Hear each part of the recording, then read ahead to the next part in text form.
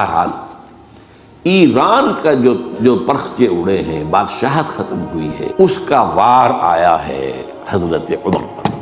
یہ چونکہ ہوا حضرت عمر کے ہاتھوں، لہٰذا ایرانیوں کے نزدیک مبغوض ترین شخص حضرت عمر ہے، اور حضرت عمر سے نفرت ان کی جبلت کے اندر ہے، ان کے جینز میں۔ چنانچہ کس نے شہید کیا حضرت عمر کو؟ ابو لولو فیروز، ایک ایرانی غلام تھا حضرت مغیرہ کا رضی اللہ تعالیٰ۔ اس نے آ کر حضرت عمر سے شکایت کی کہ حضرت مغیرہ جو ہیں ان سے مکاتبت میں کر رہا ہوں، وہ مجھ سے بہت زیادہ پیسے مانگ رہے ہیں۔ مکاتبت یہ تھی کہ غلام طے کر لیتا تھا کہ میں کمائی کر کے تمہیں اتنے پیسے دے دوں گا تو مجھے تم آزاد کر دینا۔ مکاتبت کہلاتا تھا کہ وہ اتنے پیسے مانگتے ہیں، بہت زیادہ زیادتی کر رہے ہیں۔ حضرت عمر نے پوچھا کہ تم کیا کیا کام جانتے ہو؟ اس نے گنوایا، میں یہ بھی جانتا ہوں، یہ بھی جانتا ہوں، یہ بھی جانتا ہوں، میں ترخان بھی ہوں، میں فلاں بھی ہوں، میں چکیے بھی بناتا ہوں، میں یہ بھی کرتا ہوں۔ تو فرمایا کہ پھر تم پر یہ زیادہ نہیں ہے، جو مغیرہ تمہارے اوپر جس قدر رقم ڈال رہے ہیں زیادہ نہیں ہے، اور دیکھنا مجھے ایک چکی بنانی جانتے ہو تو ایک چکی مجھے بھی بنا کے دینا۔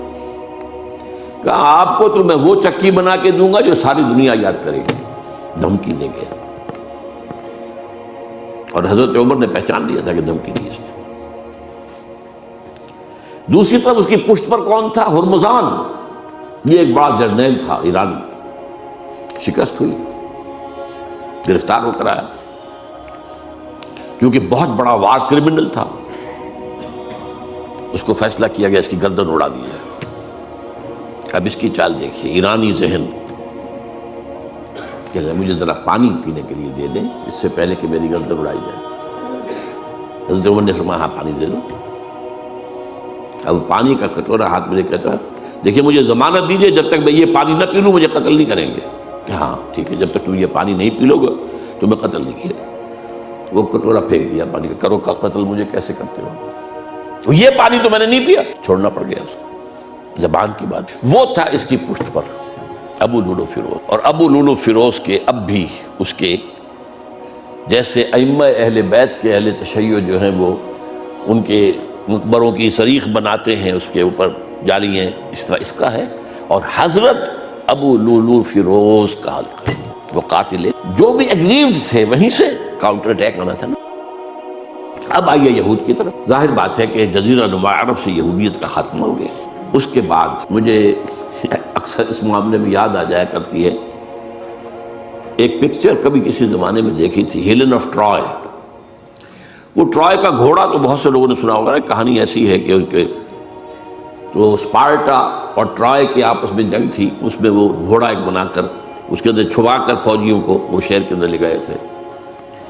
اس جنگ میں ایک موقع پر جو ان کا سب سے بڑا یونانیوں کا جو سب سے بڑا سردار تھا، وہ جو ان کا سب سے بہادر شمار ہوتا تھا، وہ قتل ہو گیا۔ تو ایک یونانی جو ہے دوسرا سردار کھڑا ہو کر کہتا ہے so this is the end of Greek bravery but not of Greek treachery. یہ یونانیوں کی بہادری کا تو خاتمہ ہو گیا اس شخص کی موت کے ساتھ، یونانیوں کی عیاری تو ختم نہیں ہوئی نا۔ تب اس نے پھر یہ پہلے تو پسپائی کروا لی، سب کے سب چلے گئے۔ ابھی ٹرائے والے دیکھ رہے جا رہی ہیں فوجیں چلی گئیں، جہازوں میں بیٹھ کے بھی روانہ ہو گئے۔ پھر کچھ عرصے کے بعد واپس آئے، خفیہ طور پر گھوڑا بنا کر لائے بہت بڑا، اس کے پیٹ میں اپنے فوجی بھرے۔ اب وہ جو ہے لوگوں نے دیکھا بعد میں ٹرائے کا گھوڑا ہے، اس کو وہ لوگ اندر لے گئے، وہ خوشیاں منا رہے ہیں فتح کی۔ رات کو جب وہ شراب کے نشے میں دھت ہو چکے ہوئے تھے، وہ اس میں سے نکلے، پیٹ میں سے انہوں نے قتل کیا ہے۔ تو وہ ٹریچری ہے۔